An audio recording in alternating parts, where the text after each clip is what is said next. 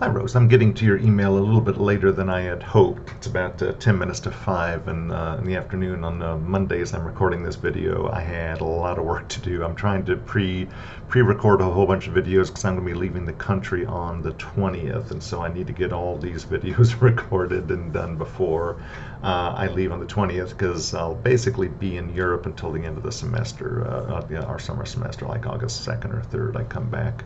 So I've been recording a lot of videos today, but I did want to make sure that I got back to your questions. So you said that my initial response helped, but you wanted some more explanation, which I'm happy to do.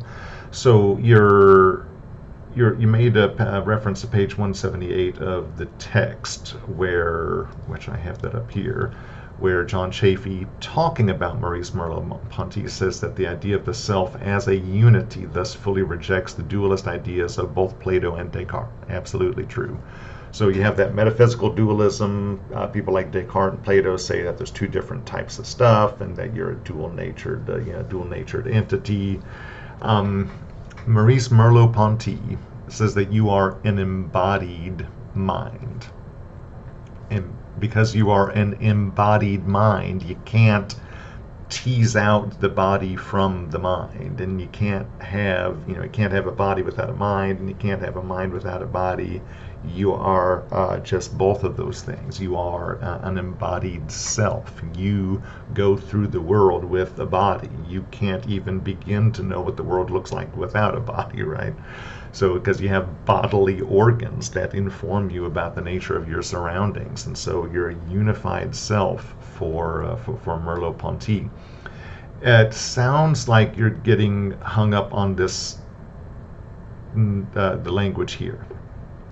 You said that it sounds like Plato's. Oh, wait a second. I wanted to go back to. You had also made reference to this one right here, where Ellie Anderson, in talking about Merleau-Ponty, says that we don't have a fixed essence, which is true, but rather that we are in the process of becoming. Now, you were trying to connect that to Plato's distinction between being and becoming.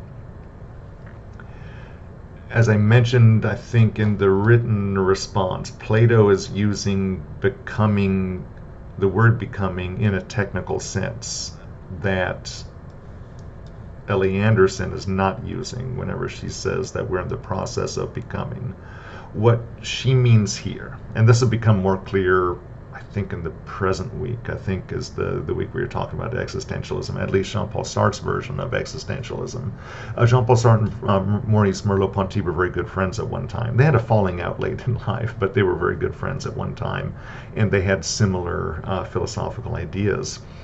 So whenever Ellie Anderson was talking about the process of becoming over time, it just means that Maurice Merleau-Ponty, like Jean-Paul Sartre, denies that humans have an essence. There is no essence, well, there was rather no essence of Dan Heber that was in the universe prior to me being born, right? I'm just born, and then after I'm born, I live, I make choices, and I become a certain way. But not because it was written in the stars. I become a certain kind of individual as a result of my choices and what I do and what my experiences are and how do I experience the world. I experience the world through my body, right? So that's the sense in which Ellie Anderson is talking about this process of becoming. So it's not becoming as a state. It's not becoming as referencing this entire different metaphysical duality, because all of that is the stuff that Maurice Merleau-Ponty is rejecting. What we mean by becoming in that sense is that, well, not in that sense, in this sense. When we say that we're becoming over time, it means that you are constantly deciding who you are by the choices that you make, right? You could decide to be the kind of person who cheats on their spouse, Or you could decide to be the kind of person who is loyal to their spouse. You could decide to be the kind of person who has a family. Or you can decide to be the, excuse me, I have the hiccups here, I'm trying to talk through them. Or you can decide to be the kind of person that doesn't have a family. Maurice Merleau-Ponty's point would be is that there's nothing that you have to be, right? If you want a family, start a family. If you don't want a family, then don't start a family, right? If you want to be in a romantic relationship, then be in a romantic relationship.